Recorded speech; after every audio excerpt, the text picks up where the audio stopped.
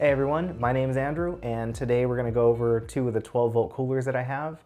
If you don't know what these are yet, they are basically battery or solar powered coolers. You don't need ice, there's no need for ice anymore. I used to have a blue Coleman, and I still have actually a Walmart special $15 Igloo cooler that you put ice in it and you pull it with a handle. I still have one of those, but I've since graduated and haven't used it in years. And these are basically the future. You don't need ice anymore. You can get them in dual zone, meaning you can use a fridge and freezer in one cooler, or you can just have a single zone and you just want to keep stuff cold when you are at the park, you go camping, whatever it is, you can do it now. And so today I'm going to be comparing these two. Again, you have the Anker EverFrost here and the EcoFlow Glacier. So these are the batteries that the coolers use. This blue one is the Anker's. It is fully charged. You have one USB-C bidirectional port here. You also have a solar port right on the battery itself and two USB-A ports. It's got this nice handle that makes it easy to kind of carry around. It almost turns it into a small power station since it's got the MPPT controller right on the front, or right on the battery itself. So that is really nice. I really like that. The EcoFlow's battery, this one right here, this one has one USB-C port right here, and that's bidirectional. That's how you charge it. You can charge it up to 100 watts. And you got the battery indicator here. If you just press it with the lights. You turn this off by just pressing the button again. Very similar to the Anker, you have a button that tells you how much the battery is charged. When it's in the cooler, you can also check the app to see each of these batteries' percentages. They're both about 300 watts. I think they're about 298 watt hours or so. And so they're pretty comparable in battery capacity. A couple differences come to mind when talking about the batteries and where to put them. And so the Anker has this huge door that comes off, and I don't know why it's this huge door. It doesn't need to be this big. It also doesn't ever need to come off, because I don't know any scenario where I would take this off and leave it off and just take the cooler. Even if I'm going to plug it into the wall and I don't need the battery, I'm never going to have this separate from the cooler. So this is just something else to lose, something else to break, something else for the kids to slap each other with. So I don't know why this comes off. I wish it didn't. Designed by Anker. So anyway, that's how that door comes off. This battery slides right in, and just like this. And that's how you know that it's on. So I'll take it out because this is going to be part of the test, but essentially just lift this handle, pull it out, and it disconnects from the connection point right here. The EcoFlow door is much better. You just have this. You've got the eject button right here. The door is attached. It's just big enough to cover the battery and the eject button, and that's pretty much it. So you take the battery, which has a connection point right on the bottom here. Again, this is the on button that'll show you the battery percentage, and then again the bidirectional USB-C. This is the only way to charge it. And so put the battery here. I should say the USB-C is not the only way to charge it. You can charge it with solar or AC, but you have to have it plugged into the cooler, and I'll show you that in the video. So you just push it in until you hear a click, and then you know that it's in. Close the door. So like I said, one of the things that I really like about this is that the AC port is right here, right on it. So if you're not going to use the battery, you just want to plug it into the wall and use it at home. Maybe you have a turkey and you don't want to clog up your fridge with a big bulky turkey or ham for Thanksgiving or something like that. You just use the AC. This battery has the solar port on it. And so it makes sense to separate the AC and the solar power to this, because this can be pretty much a standalone power station, and this would be how you use the cooler on AC. On the Glacier, there's only one port. There's an XT60 right here, and this is what you use to plug in solar or AC. It comes with an adapter which is AC on one side that you plug into the wall, and then a XT60 on this side, XT60i, it's got the third pin. And then it's got the kind of converter right in the middle. It's kind of the power brick. But you can't run the cooler off of solar unless you have the battery plugged in. So why wouldn't we just have the solar port on the battery? I don't know, I would have liked the solar port to be on the battery, like the Ankers, and the AC port to be completely separate, because those are two different use cases. Here you can see a little bit of a quality control sort of thing, sort of situation. These hinges are really small, and they'll just allow the lid to go all the way back, and the only thing holding the lid is this, it's a plastic. It's not actually metal. It's just a plastic piece being held there by a screw, and that's what kind of keeps this there. I don't like this at all. I think even the Bouge RV one has a metal cable that's holding it, but I don't like this at all. On the EcoFlow, you can see it has a better bracket or a better hinge, and so it just kind of keeps it up in this angle. It doesn't let it go all the way back, and that's as far as it goes. So I like that design a lot better. However, the seal is really thin. You see this seal? The seal on the Ankers is really thick. It's about a finger wide. So when you're closing it, close it there. And I'll close this one. I don't know if you can hear this on the camera, but when you press down on the top of the lid, you can hear air escaping. I don't know if you can hear that. On the Anker, it's solid. You can't, there's no flex. So it's a thicker lid. It's got a little bit better seal on it. So that might matter when we do some of the tests on the battery and how it keeps its cool. So the next thing I'll talk about is the handles. This comes with the Anker EverFrost. This is just part of its design. It has a little metal thing to kind of give it a little bit more, keep it a little more sturdy. I don't really like this handle because although it does give you more space, so I'll give it to that. So if you're preparing food or you want to just set your drink down or something like that, without having to, if you put your drink down here, you can still open the lid. If you had your drink on the lid, you wouldn't be able to open it without moving the drink, so that's cool. But this just stops, I don't know if you can see that, but it just stops here, which is good because that'll help it, but it's plastic and it's just plastic against plastic. There's some flex. I don't really like that part of it. I like this side cart design, but I don't like the way it stops and it just feels plastic. So time will tell if it lasts, but I don't know, just something to be aware of. The Glacier, on the other hand, is a whole separate purchase. Now you can buy bundles, I'm sure that it includes the handle and the battery, but it's a completely separate purchase. The handle is a telescoping handle here. It's also similar in design to some of their power stations. It sits pretty low, and I'll give you a demonstration later, but just know that this is how their handle is. It doesn't give you any extra working room. It's not a platform like the Anker, but it does sit pretty flush, with a little bit of sticks out a little bit, but not more than the handle. So it sits pretty cleanly there, but it's metal. It does feel a little bit more sturdy. Next, we can talk about the wheels. The wheels are just included with the EverFrost. It's just part of its design. They are kind of a hard rubber. It won't make too much noise if you're walking through a lobby or something like that. So definitely, I thought that they were plastic. They looked plastic in some of the pictures, but they're actually kind of a hard metal or a hard rubber. So that's a nice design. And again, it comes with it. There's not a separate package or extra. It just comes with those. The EcoFlow wheels, again, come with the handle. They call it the lever and wheel package or something like that. It is a separate purchase, but you can buy it in bundles. But they get installed with some screws underneath.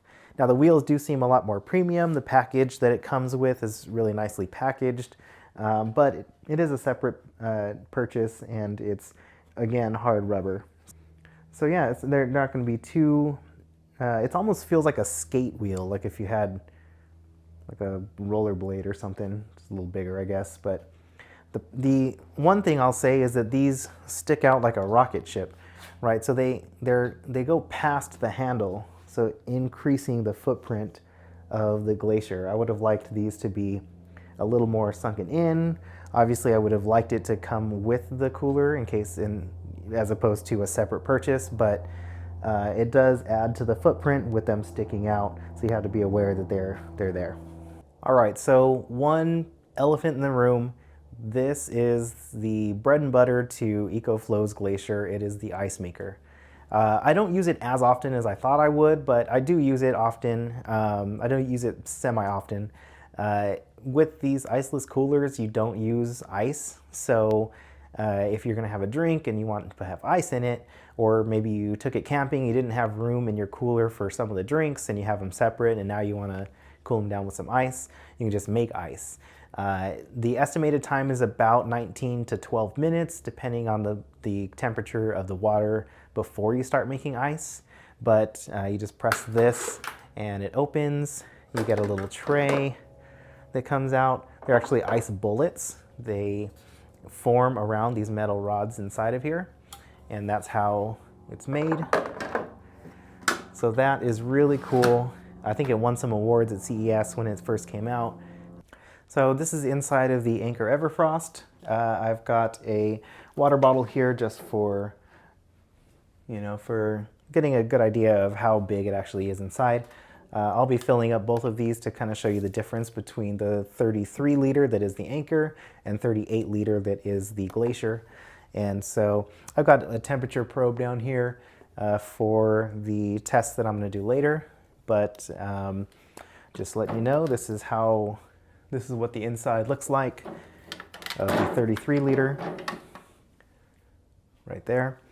It also comes with this basket, which is nice. The whole thing lifts out. You can also take off this divider if you don't want it, so that you can get kind of longer items up on the top here. But this little divider is nice to have.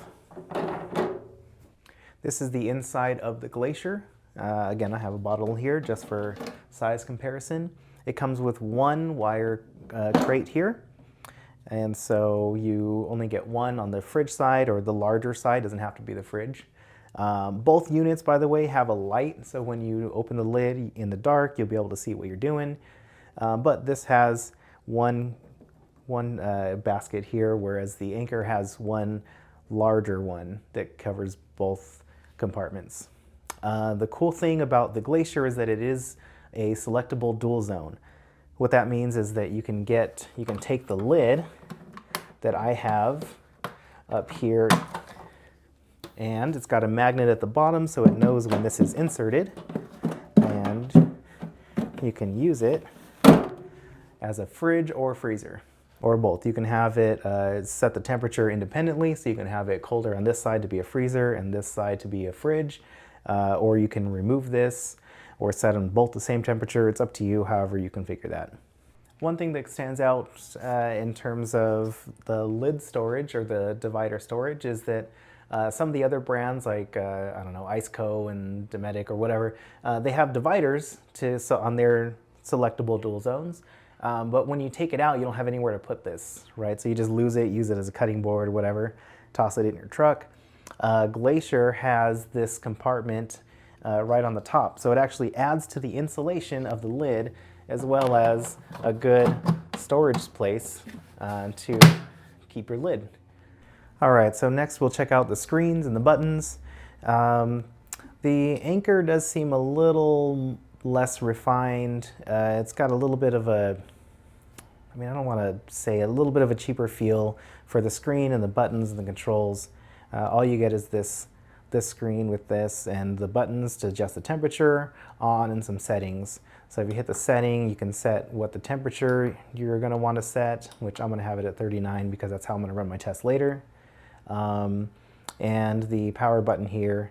And if you want Bluetooth, I actually have had to a couple times press and hold the setting button to get the Bluetooth to come on, and then it'll connect to the phone. The EcoFlow, I've never had to do that. Once it's connected, every time I turn it on, it's always connected. The Anker, I've had to do this a few times to have it reconnect. So just something to be aware of, but this is the screen on the Anker. So I'll turn it off now because we're going to get to some testing soon. Now this is the screen for the Glacier. I'll turn it on. Really nice screen, really big. You got your battery percentage here. You've got eco or standard mode, the temperature that it is now. And if you press the buttons, you'll be able to set what temperature you want by pressing this button first and then the plus and minus. I have it also set to 39 for now. And again, I'm going to do some tests, so I don't want to run it right now. You have your the ice and the water icons here, and those will come into play when you're making ice. But those are the buttons, big buttons. One thing I should say is that since this button is just a quick press to turn it on, and your handles are right here, if you're holding this and you're putting it, you're moving it, a lot of times this you'll accidentally press the on button even though you want it off, or you'll press it on, or you'll adjust. You'll press these buttons because they'll be against your body as you're holding the cooler. So to minimize that, I usually just carry it from the back, and that way the buttons aren't, you know, against me being pressed. But I've heard other people kind of complain. It'd be cool if they had these, if these were either recessed or maybe moved to the top, or something where I can carry the cooler without pressing the buttons inadvertently.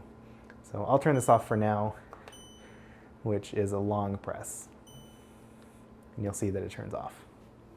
All right, so for my first test, I want to see how quickly each of the coolers get down to temperature. So I'm going to use this temperature sensor 1 in the Anker down at the bottom, temperature sensor 3 down at the bottom of the Glacier.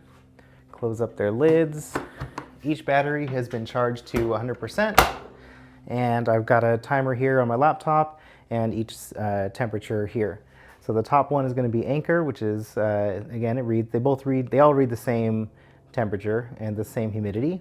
So the top one's going to be Anker, this third one is going to be the Glacier, and the ambient temperature right now is 71. So I'll go ahead and start the timer when I turn them on and try to get everything as even as I can. So 1, 2, 3. All right, so they're both on. They're both set to 39 degrees. I'll hit the start button.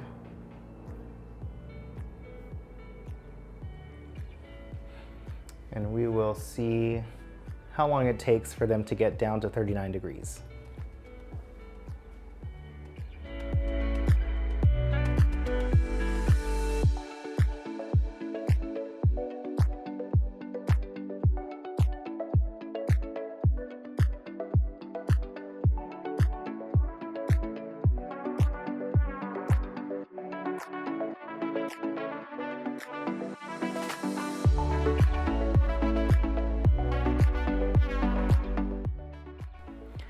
All right, so the Glacier just hit 39 degrees, 38 degrees. It is at right around the 25 to 26 minute mark. So the Glacier is at temperature. I would expect this to go a few degrees lower and then go a few degrees higher and kind of stay there, stay around the 39 degree mark. The Anker is still at 51 degrees and it's at 26 minutes. So we'll let it just keep on going and see when it gets down to 39. And you'll see a time then. Otherwise, the Glacier is at temperature. It says that it's at 30 degrees, but it's actually at 38 degrees. And the Anker says that it's at 32 degrees, and it's used 5% battery. This is used 7% battery. So we're pretty close. All right, time for our next check-in. We've got just over 45 minutes. The EcoFlow is still holding strong pretty much at 36 degrees. Again, I would expect it to float around 39 degrees, so it might go down a few degrees, go up a few degrees, stay right around 39. The Anker still is at 41.7 after almost 46 minutes of runtime. So interesting thing is is that this says that it's at 37 degrees. Anker says that it's at 33 degrees. It has used 5% battery. EcoFlow has used 7% battery. 46 minutes. This is where we're at. Got a little bit warmer in ambient temperature, which is 77 degrees now. So we're just hanging out. I'm hoping the Anker will get down to temperature after an hour, but it might think that it's at temperature and just be there, which is fine. If I have it set to 39 degrees and it's at 41 degrees, that's not really that big of a deal. You have to remember that refrigerators are not an exact science. So if you have it set to a certain temperature, it's gonna swing a few degrees, up or down. The bottom will be usually colder than the top. And it just kind of depends on the contents of what's in it. Right now, these are both empty, except for the sensors. So just kind of be mindful of that if you set it to 39, it's not going to get to exactly 39 degrees and then stay there. It's going to be more of a temperature range. So it might think that it's 39 and it's not going to get colder than that. So you'll just need to do your own research if you're going to do something like this. Buy one of these, and maybe you have it set to 37 degrees, and that'll bring it to 39. Just kind of depends. You have to get used to them. So I'll check back in right around the hour mark. All right, so this is the hour mark. Glacier right around 38 degrees, and the Anker at 42 degrees. Went back up. So I know the compressor is off, so it'll just stay kind of around there. It did take much longer for the Anker to get down to temperature, but that's how this test went. So that's good. Look at the batteries here. Again, it says that it's used 7%, and the Anker has used 5%. So that's the first test. So the last thing that I want to do is test how long the batteries will last in a real world situation. So I have the EcoFlow full of, there's 40 water bottles in here. There's 35 water bottles in the Anker, because the Anker is about 5 liters smaller than the EcoFlow. To put that in perspective, the 5 water bottles on the top is basically how many water bottles you'll be able to fit into a Glacier as opposed to the Anker. And so I had to set the EcoFlow to 37 degrees and Anker to 34 degrees in order to get them closer to the 39 degree temperature that I want. And so you'll see that the bottom one here, or the third one, is 40 degrees, which is the EcoFlow, and 41 is the Anker. So they're about even temperature. So the batteries are all charged. I have them plugged into the Bluetti. And so I'll know that they're both at 100%. So I'll start the test here. It's Friday the 29th at 2:18 p.m. and we'll see how long they last. Hey everyone, today is December 2nd, it's Monday. So we had the EcoFlow die at about 11 a.m. and the Anker is actually still running, but it's at 0% the battery. So I'll show you the screen there. 0%, so it's gonna die any minute now. We have the temperature, so Anker is still at 39, and since it's about 3:30, the EcoFlow has started to creep back up in temperature since it's off. So the Anker lasted a couple hours, longer than the EcoFlow, really just about as advertised. So they say that the website says that Anker will last 42 hours and EcoFlow will last 40, but those are in controlled environments. It was a little colder than usual out here, and they lasted a little longer. So I would definitely feel comfortable taking them on a long weekend. If it's going to be cold outside, they're going to last basically all weekend. But yeah, that's how this test went. So the Anker battery lasts about just as quoted, a couple hours more than the EcoFlow in these conditions. So for the Anker EverFrost, I think the pros are that it includes the battery, the handle, and the wheels. It's got a better lid seal, and it's slightly longer lasting battery by a couple hours. The cons is it's slightly smaller, I hate the lid chain, and the screen is kind of small. For the EcoFlow Glacier, the pros are that it's got an ice maker, it's a slightly larger capacity by 5 liters, and it's a selectable dual zone, so you can use a fridge or freezer. The cons are it does have a larger footprint, it's got a smaller seal, and the wheels, battery, and handle are separate purchases. If you liked this content, please consider subscribing, liking, and leaving a comment below. Also, don't forget to use the links in the description and the discount codes as well. Thanks.